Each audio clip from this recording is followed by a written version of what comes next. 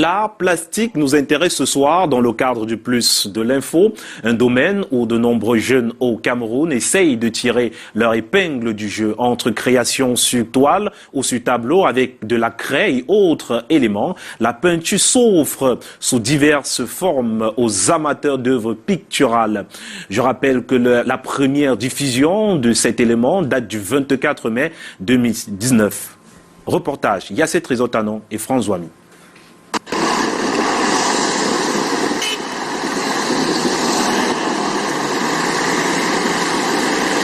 C'est une affaire d'art plastique, mais surtout de passion. Reproduire la nature sur des tableaux en fonction de l'inspiration. Glony est un jeune qui, sans aucune formation, au fil des années, a fait du pinceau son allié. Ces tableaux exposés ici au rond-point Makepe à Douala dévoilent des merveilles. Tout a commencé comme un jeu depuis son enfance. J'exerce ce métier depuis que je suis tout petit, depuis mon bas âge. Et grâce aux bandes dessinées, ainsi de suite. Et aussi, ce qui m'a aussi plus aidé, ce sont les vidéos YouTube. Je vois un peu les travaux de ces grands peintres bien connus. Et c'est grâce à ça que je me suis donc perfectionné dans mon travail, comme vous pouvez constater. Un autre self-made man, c'est Kobe William. Nous le découvrons lors d'un vernissage à Koto dans l'arrondissement de Douala 5e et ses œuvres impressionnent. Tout ce qu'on commence dans la vie ne commence pas sous un cœur en or, donc ce n'est pas facile du tout. Donc ils sont passés par là, nous aussi on est passé par là et on continue à passer par là, et l'avenir n'est jamais sombre. Il fait du chalk painting, une technique qui met la craie en exergue et d'autres éléments pour produire des tableaux fascinants. Après le vernissage, il nous a donné rendez-vous au carrefour Koto Village. Il doit reproduire le portrait d'un artiste. Un coup d'œil sur la photo originale et il fait ensuite parler la craie sur le tableau noir. Le soleil ne facilite pas la tâche.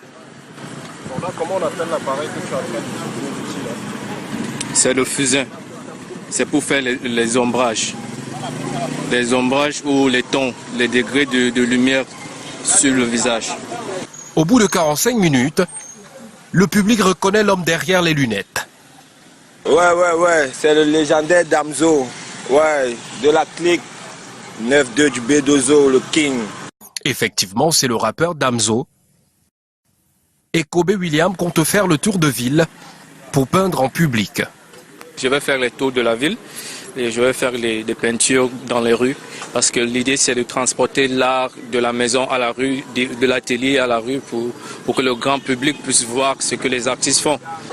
Lionel Nana est un produit de l'Institut des Beaux-Arts de Fouman et sa technique lui permet de ressortir les traits de profondeur de ses sujets. L'eau étant son thème central. De façon générale, mes œuvres parlent de l'eau. Mais l'eau dans la mesure où elle signifie pour moi plus la peur qu'autre chose. En réalité, j'inscris mon travail dans l'art-thérapie. Sur le plan académique, l'on peut aussi se satisfaire des produits fabriqués dans des grandes écoles au Cameroun. Théodore Kaessé est journaliste critique d'art et enseignant à l'Institut des Beaux-Arts de Konsamba. Les étudiants qui y sont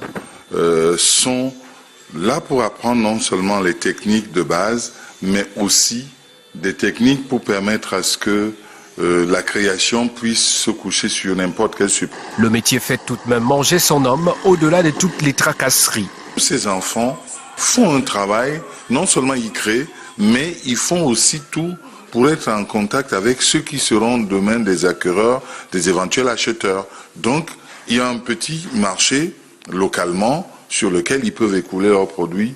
Les prix, parfois très élevés selon le grand public, n'empêchent pas les collectionneurs et autres fanatiques d'art plastique d'acheter les plus beaux tableaux et en fonction de leur ressenti.